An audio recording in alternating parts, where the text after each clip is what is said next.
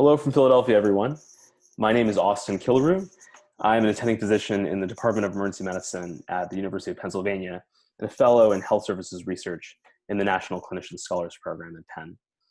The title of this talk is The Association of Outpatient Care Following Emergency Department Discharge and Return Hospital Admission. So when I send patients home from the ED, I often expect them to see their outpatient clinicians in a timely way. For many patients, this follow-up care is incredibly important. Patients need monitoring, they need additional testing, sometimes specialty consultation, and adjustment of the treatment plan that we establish in the emergency department. The coordination of follow-up care has received a lot of attention after patients have been discharged from the hospital after an inpatient admission, but not after ED visits. Meanwhile, hospital admissions continue to decline every year, while ED visits resulting in discharge increase every year. Surprisingly, we don't have a population level estimate of the rate of outpatient follow-up after an ED visit in the United States. We also don't really know whether outpatient follow-up care improves outcomes for patients. There is limited and contradictory evidence from single-site trials, but no large-scale studies in the US. So our study had two objectives. First, we wanted to determine the incidence of outpatient clinic visits after ED discharge for patients with common medical conditions. Second, we wanted to examine the association between an outpatient clinic visit and a subsequent return hospital admission. We hypothesized that people who obtain outpatient follow-up care after discharge from the ED have a lower risk of returning to the hospital for a subsequent admission. So we performed a retrospective cohort study using the Optum database, which is a large administrative claims database for patients with commercial insurance and Medicare Advantage. These data include claims for ED visits, outpatient visits, and inpatient visits. The database contains over 18 million patients annually. We examined 7 years of data from 2012 to 2018. Our disease conditions are common medical conditions defined as ambulatory care sensitive conditions. We chose them because they represent, in theory, conditions that are acute or chronic for which good outpatient care can prevent hospital admissions or ED revisits. These included pneumonia, UTI, dehydration, hypertension, congestive heart failure, and COPD asthma. We also excluded patients with recent ED visits or admissions to capture patients at the beginning of an episode of acute illness. We excluded children, nursing home patients, and patients with interruptions in their insurance coverage. So in our analysis, we first identified index ED encounters for the included conditions, as well as the patient characteristics listed here. We then identified the first outpatient clinic visit after patients left the ED. We looked at a 90-day period after the index ED encounter. And this is where the methods get a bit challenging. The outpatient clinic visit is our exposure of interest. We want to know whether an outpatient clinic visit reduces a return hospital admission, which is our primary outcome.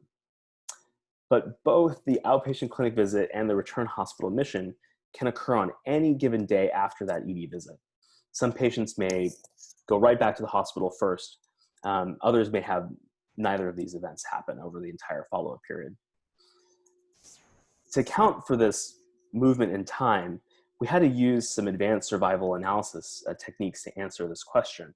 In particular, we had to make the outpatient clinic visit a time-varying exposure. What this means for the analysis is that we compare the risk of return hospital admission between patients who have obtained follow-up and patients who have not obtained follow-up, but we compare that risk on each individual day after the index ED encounter. Then we model that daily risk or hazard over the time period to generate a single hazard ratio as the result. I'm happy to answer your questions further over email about this technique. A bit more about our methods. So we did a two-part analysis. The first part estimates the probability in terms of a propensity score that patients would obtain an outpatient follow-up visit. Second, we used a Cox proportional hazards regression model to compare the hazard of return hospital admission between patients who had follow-up and patients who did not. We use the time-dependent exposure that I described in the last slide. And in this model, we use the propensity scores from the first step to adjust for patient characteristics in our regression model using inverse probability weighting. So our results. Our cohort consisted of 618,420 patients with an index ED encounter. The most common disease condition was UTI, followed by hypertension. Patients had an average of 4 outpatient clinic visits in the preceding 6 months. Our sample was predominantly female, white, and had an average age of 62.5 years. So we found that 37% of patients had an outpatient clinic visit by 7 days after discharge. By the end of the study period at 90 days, over 80% of patients had obtained an outpatient clinic visit. These percentages did vary by disease condition. We noted a higher rate of follow-up for hypertension, CHF, and pneumonia. This cohort also had a sizable number of return hospital admissions, with 12% of all patients returning for hospital admission at some point within 90 days of discharge. So here are the results of our Cox regression model, our primary outcome. We found that on any given day following the ED discharge, patients who had obtained an outpatient clinic visit had an 11% reduced hazard of returning to the hospital for admission. This association was consistent across all 6 disease conditions, but we saw the greatest effects, or greatest association, I should say, for pneumonia and CHF, with an 18% reduced hazard of return hospital admission. In this figure, we plot the probability of return hospital admission over time for different groups as stratified by when they obtained outpatient care. So this plot tells us that patients who obtain follow-up early, by 3 days or 7 days, continue to have reduced probability of return hospital admission over time until the end of the study period. So how can we start putting this together and interpret these findings? We found a modest yet consistent association between an outpatient clinic visit after an ED encounter and reduced future hospital use. The overall incidence of follow-up after an ED visit is lower for this group than has been reported in Canada, where the only similar studies have been done, even though this population, patients with commercial insurance, are likely to have fewer barriers than patients with Medicaid, for example. We've seen that there is mixed evidence from some smaller trials and studies that attempt to improve the rate of follow-up after an emergency department visit by coordinating care for patients. There's a really excellent review, systematic review by Dr. Katz in Annals of Emergency Medicine that reviews several of these studies. In the studies that have sought to improve care coordination for patients after an ED visit, there actually are mixed results. Sometimes the care coordination efforts actually increase the rate of return ED visits or return admissions rather than a decreased rate. There's an important question here, though. Can we use delivery system innovation or payment innovation to improve care coordination practices from the ED to ensure that patients get follow-up care? And can that follow-up care actually improve patient outcomes? Can it also improve the value of emergency care by ensuring that the plans that we initiate after discharge are carried out with patients without having them have to return to the hospital? I have to mention the many limitations the study has.